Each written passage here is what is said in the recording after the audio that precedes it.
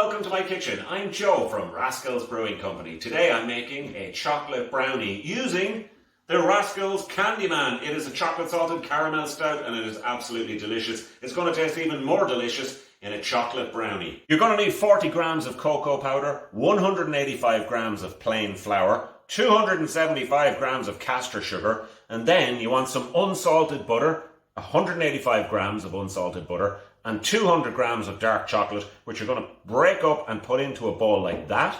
You will also need 100 grams of white chocolate, and we're going to need 3 eggs as well. First thing you do, get a saucepan of water, not boiling water, just nice and warm so that it's going to melt the butter and the chocolate. And as you can see, I'm just mixing it up here, guys. Just mixing up the chocolate and the butter. Right, the next bit then is the most exciting. It's where you add some of your Candyman stout into the mix. So it's pretty much all melted. So get some in there. We're not going to go a full can. I don't mind how that looks. It's going to look a lot better when it's in the bake. And the great thing about cooking with one of our Rascals beers is a little bit for you, a little bit for me. So when that's mixed right through, now it's a bit liquidy, just take off your bowl and let it cool. Next, you just sieve the cocoa powder and the plain flour.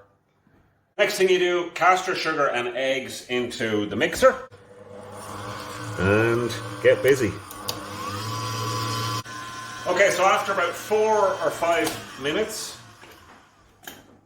that's exactly the texture you're looking for. That's how you know when it's done. If you look at that dripping off, it's like a milkshake.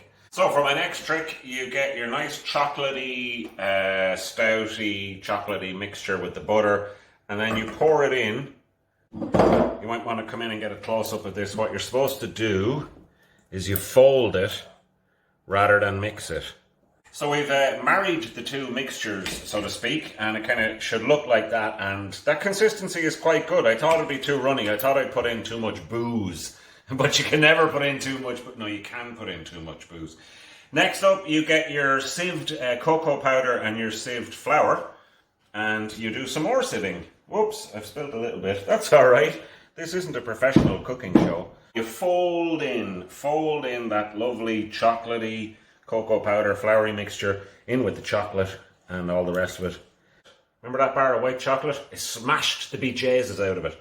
So you just throw it in, little bits of white chocolate scattered throughout. And just for the crack, yeah, a little packet of buttons. A little packet of buttons. Tell you one thing, it's thirsty work. And then we do this.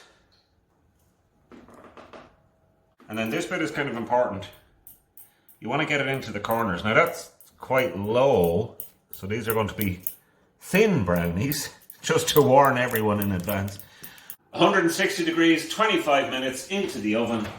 There we go.